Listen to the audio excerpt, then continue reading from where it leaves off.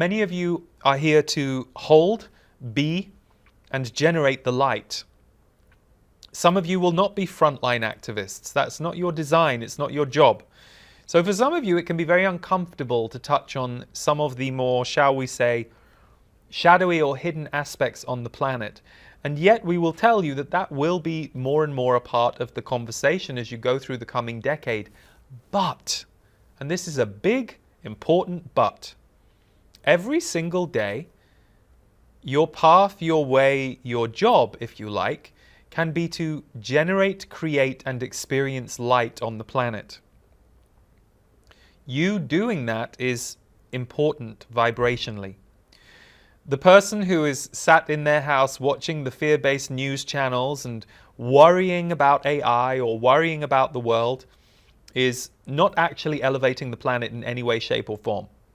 The person who is sat in their house ignoring all of it, meditating, expanding their heart, feeling heart consciousness, connecting with heart consciousness on the planet, emanating that through their body, they're changing the vibration of the planet.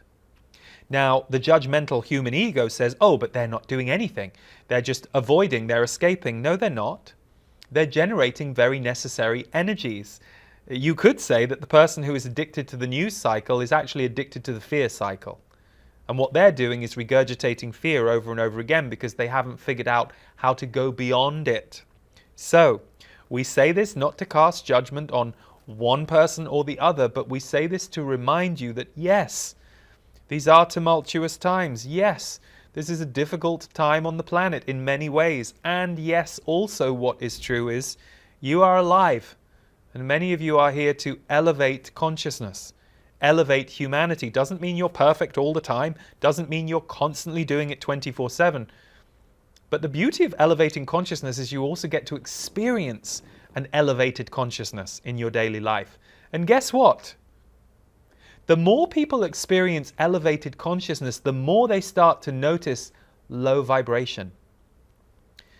If you have a very loving friend in your life, it's going to help you recognize the friend who is constantly demeaning you, putting you down, and trying to tell you you're a bad person is not the only way.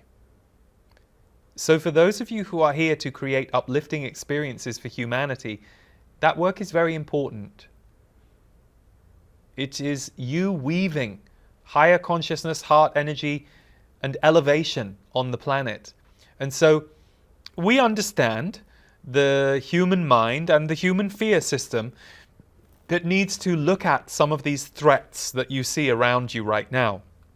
But that is why we always say to you, you are going to die. So if your fear is based on the death of you or the death of humanity, you are slightly missing the point. You are going to die, so you could argue that the death of humanity is going to happen, at least as far as you're concerned, at the end of your life. For you will no longer be this human with this perspective in this consciousness after this life is over. Many of you may reincarnate, yes, we understand that, but you will not be seeing it the same way. You will not be experiencing it the way you are now. So that is why we always say to you, don't spend too much time worrying about the end of the earth or the end of yourself, because then you are being distracted from your true potential and on what you could do here. If a farmer stops planting and harvesting their crops because they're worried that next year the weather might be bad, guess what? At the end of the year they have no crops. So don't spend too much time on what might or might not be possible, unless you can also say that you are spending a lot of time on creating in the present. By all means, spend time speculating if you are also spending time doing and creating.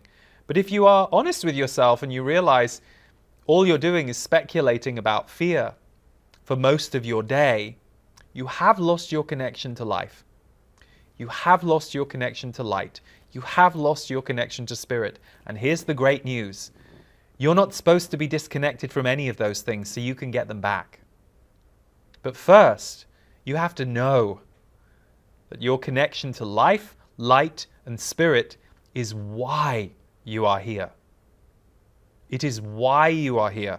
And within that why You may be an activist for the planet. You may be a justice fighter for areas where you see injustice. You may be somebody whose job it is to help educate others to things they aren't quite seeing very clearly at this point. So, we say all of this with love. We are, in many ways, we will say, even though we are feeling some resistance from Lee as he knows what word we're about to use, and he knows how humans react to this, but we will say we are excited about your future.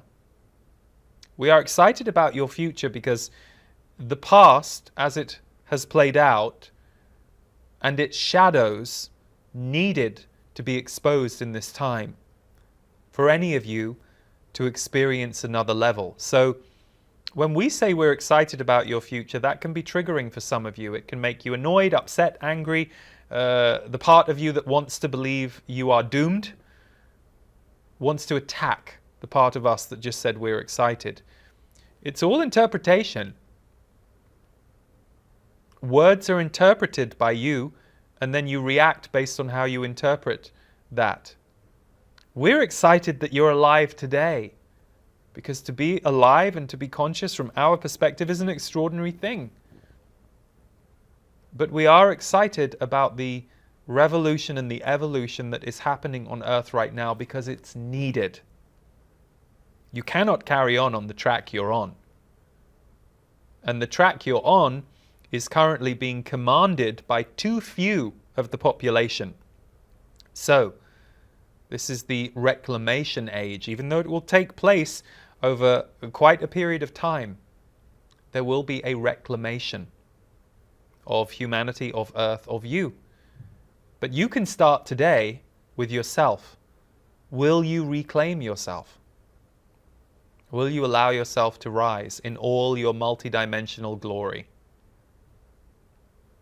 That is the work and the path. Good. In peace and in love to all.